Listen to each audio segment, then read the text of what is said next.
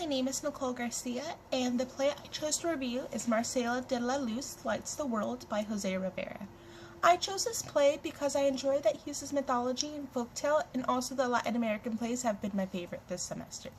The two main characters are Marciela, who is 11, and Ricardo, who is 9. They are siblings who go on an adventure to save the universe on their walk home, and they learn the story of heroism and also are able to fight when the other one is not able to continue anymore. The play begins in San Diego 1 week before Christmas. The children are coming outside of the mall with presents, and they are playing and fighting like typical siblings, and then Marcela explains that her babysitter Ophelia is unreliable, her dad is in Korea, and her mom is with her boyfriend. After a while, it starts to snow, and the children get worried because it shouldn't snow in San Diego. So they try to walk home, but they get lost, and they run into the Mayan moon god. The Mayan moon god is frantically looking for his brother, the Mayan sun god, and he's asking the kids to help him.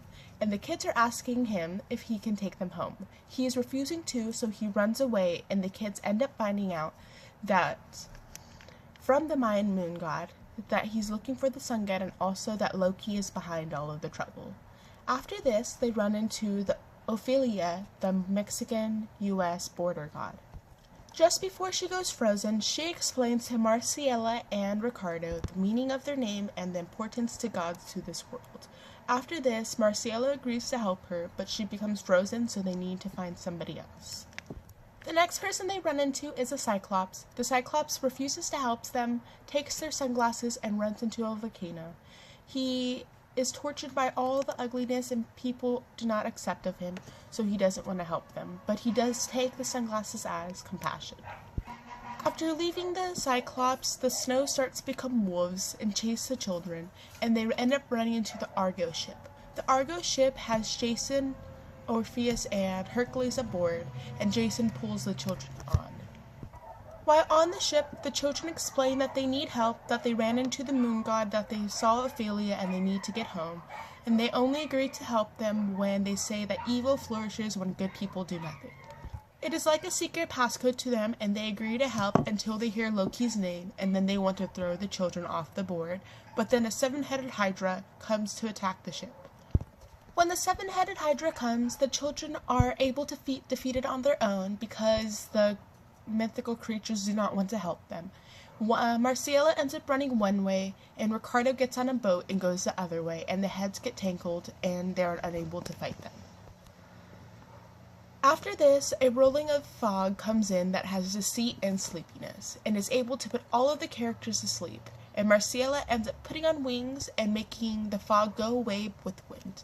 But when she does this, she flies so high up in the sky that she doesn't want to come down, and she wants to be like a light to the world. Ricardo waking up and noticing his sister's going to get hurt, he pretends to drown and makes her come down.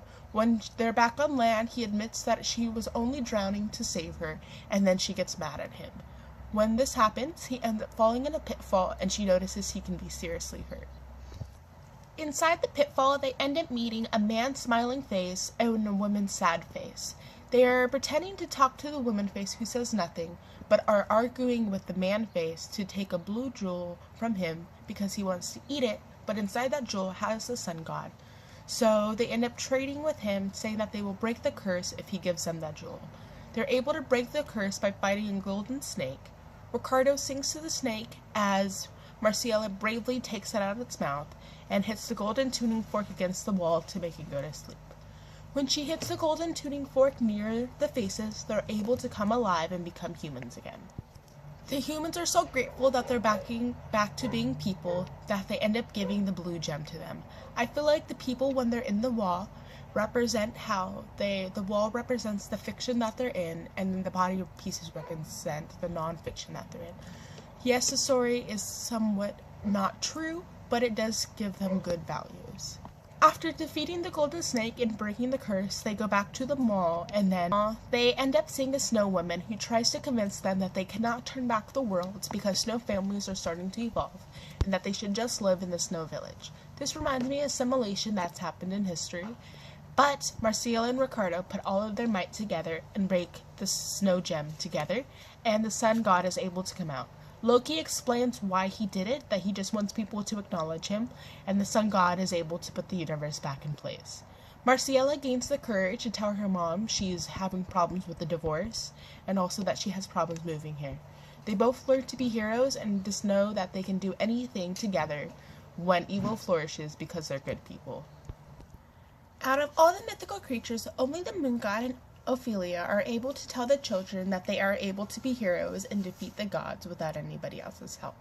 No one can defeat them like the children because they are the only ones who want reality to go back to how it used to exist, and to help the gods in their universe. The other characters, Cyclops, Hercules, Jason, Orpheus, give them a reason to fight because they're unwilling to fight their battle.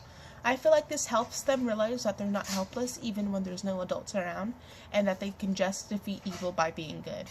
Other than heroism, another social issue that arises in this play is assimilation.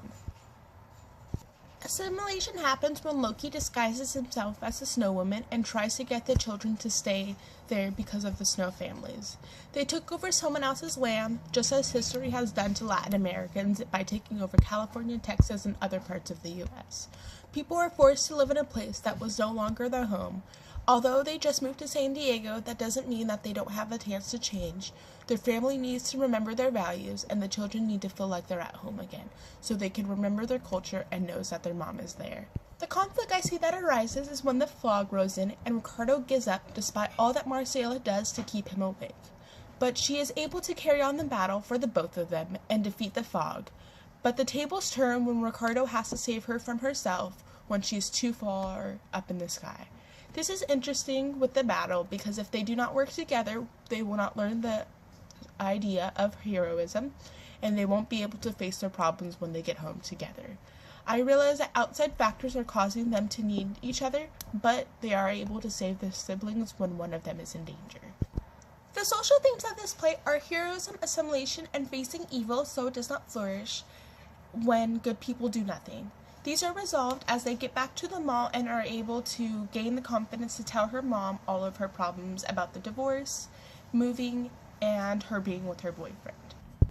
Diversity is interesting because many cultures use a common factor in mythology to teach values, such as in the China crisis when the old lady turned into a mythical creature. The class has showed me that diversity teaches methods, but also have similarities such as myth, social issues, crises. No matter what part of the world you come from, you can also be in these situations. Most plays wanted to pass down their stories, like in The Migrant Farmer's Son, where the ghost teaches Henry what his father was unable to. Diversity is essential for people to be satisfied. Global interdependence is seen in this play because all over the world people believe and depend on gods. They may not be the same, but they do believe. Also, many children all over the world have problems talking to their parents and have difficulties with divorce. In Mi Familia, Chucho has problems talking to his father because he is overwhelmed by the American values of money and appearance. Despite all the trouble he's in, he ends up passing away. Heroism is seen in this play, but also with Martin Luther King Jr. when he gave his I